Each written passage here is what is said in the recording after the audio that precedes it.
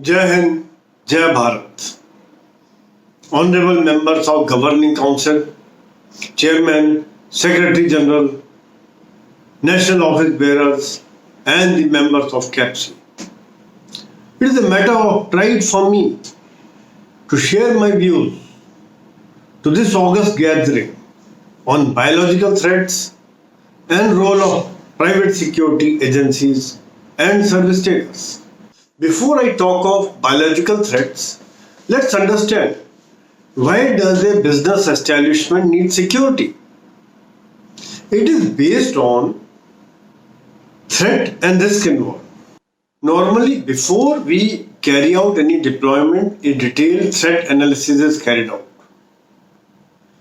It depends on some of the parameters I just talk are say fire, theft, fraud, cyber threat, whether it is a data or hacking, and crowd management in case of mall, hospitals, or some event like cricket match is taking place.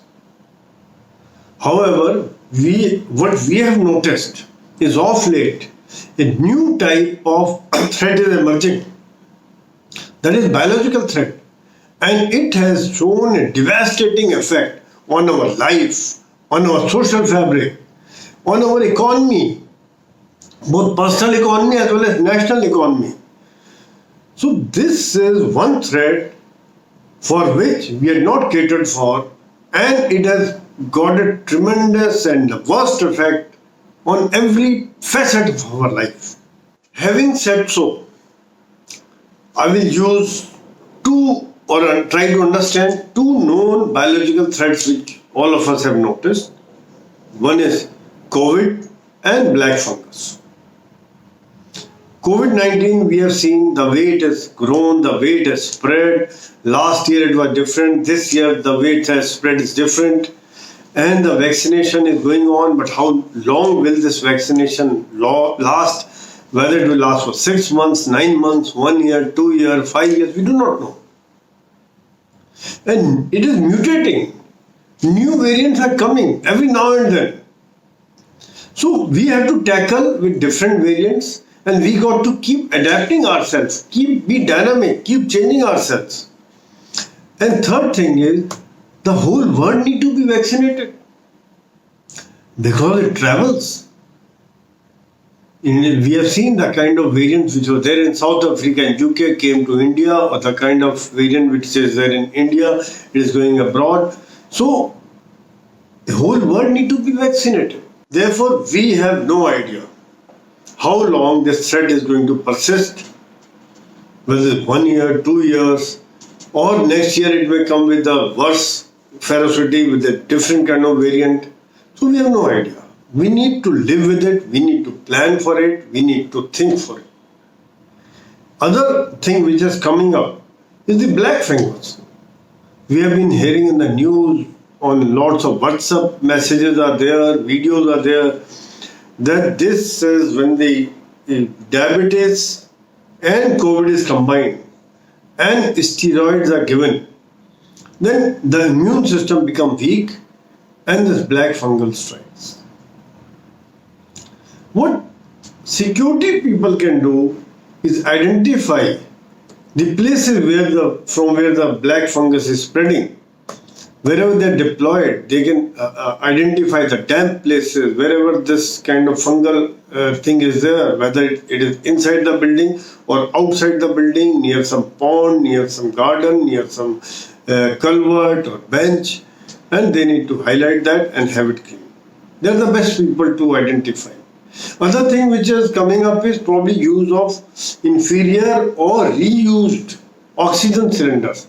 Again, the security people should assist the health workers in checking that right kind of equipment is used.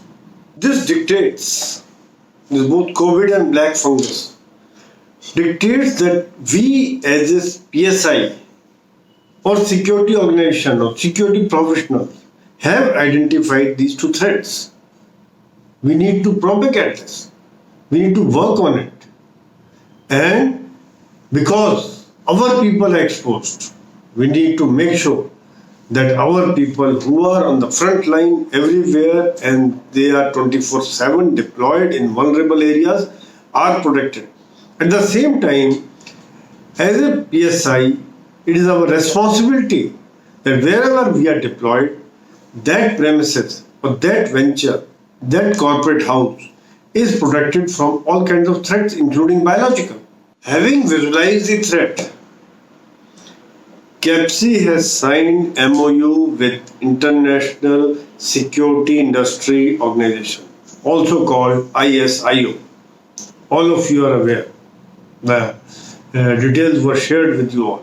The purpose of this MOU is to join forces in uplifting and educating all members on secure COVID-19 protocols for an active biological threat.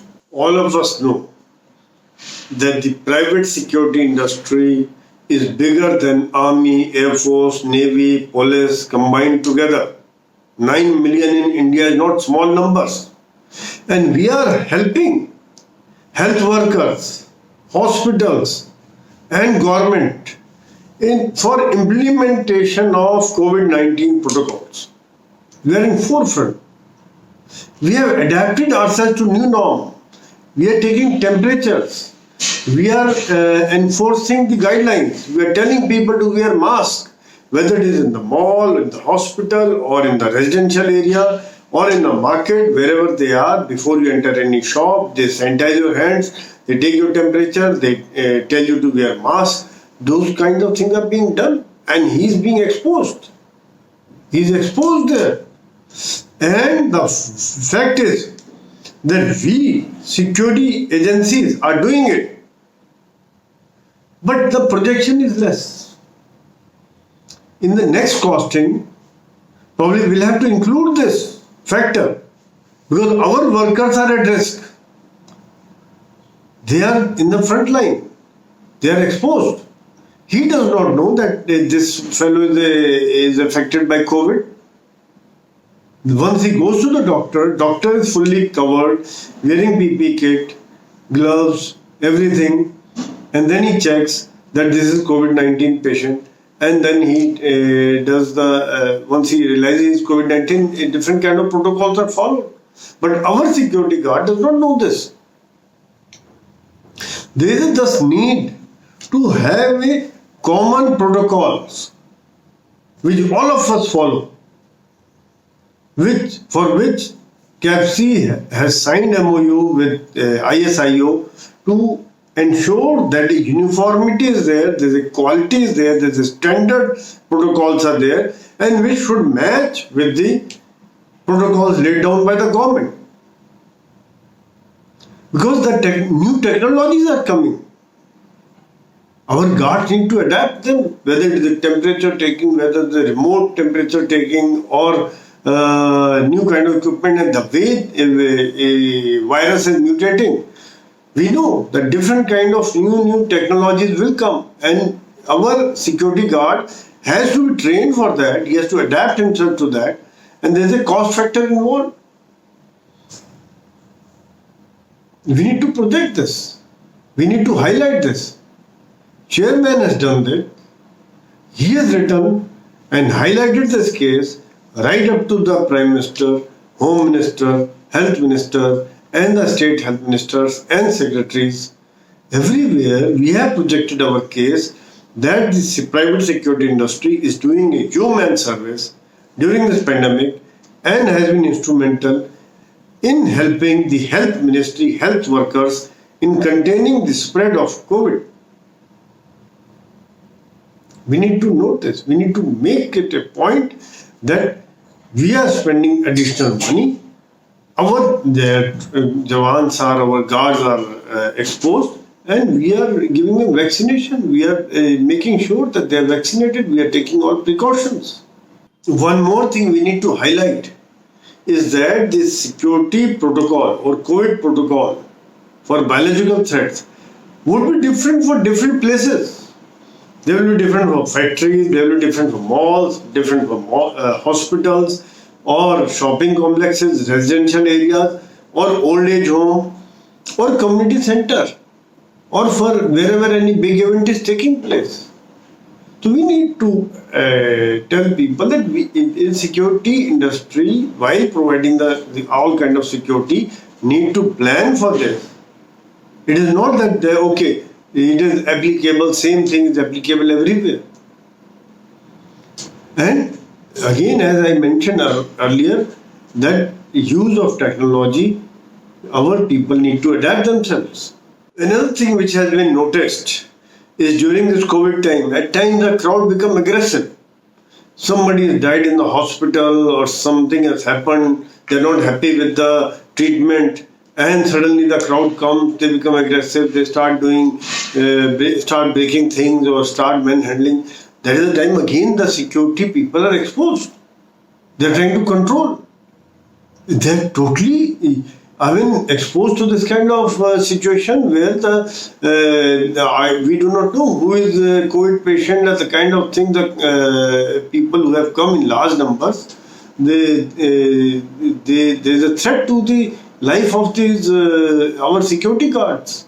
During last pandemic, last year, and during this time, one thing we noticed that people stopped visiting the commercial premises, offices, and it has a great impact on profitability of the business venture. Of course, all of us have felt it. Because wherever we are deployed, our people are deployed, if their work is stopped, we have observed it, that there's no work, no profit, and then for what you are working, for what a businessman is working. He is working for revenue, he is working for profit, that is his livelihood. And once that is not working, because of biological threat, the people are not visiting. That is why there is a requirement for them to understand that they need to implement the COVID-19 protocols as suggested jointly by the ISIO and CAPSI, so that their premise is safe, it is certified, a certification is given, the assessor trained by the jointly by the CAPSI and ISIO gives them the proper certificate after this thing, so that the people feel safe to visit their premises. It increases their business, it increases the work, and they don't lose man hours. Because wherever you need people to work, you need a secure environment. Otherwise, you are losing customer, you are losing man hours because of sickness or because of lockdown, and you are losing revenue. You are losing footfalls. It has a compounding effect. So we need to, as a PSI, while doing the threat analysis, we need to tell them that this biological threat has got this impact, and if they adapt this, then the people will feel safe to visit them, they will be able to become more profitable, and their revenue generation will be better. Therefore, it is necessary that all members must understand the protocols related to biological threat. And there is a 5 booklet which is there, and there are 3 kinds of certification. One is for the training, where you can train the people for biological threat, you can train your team. Second is assessor certificate, and third is COC compliance. Whichever venue is there, which is business venture is there, if that certificate is there, that means that they are following all the protocols related to COVID-19 and their premise is safe to visit. These are some of the things I thought I'll share my views on this. And this threat is so important, and we all need to work together, work jointly, and rise to the occasion and prove that private security industry can deliver and can protect the nation, the economy, and the business establishments from all kinds of threats. Jai Hind, Jai Bharat.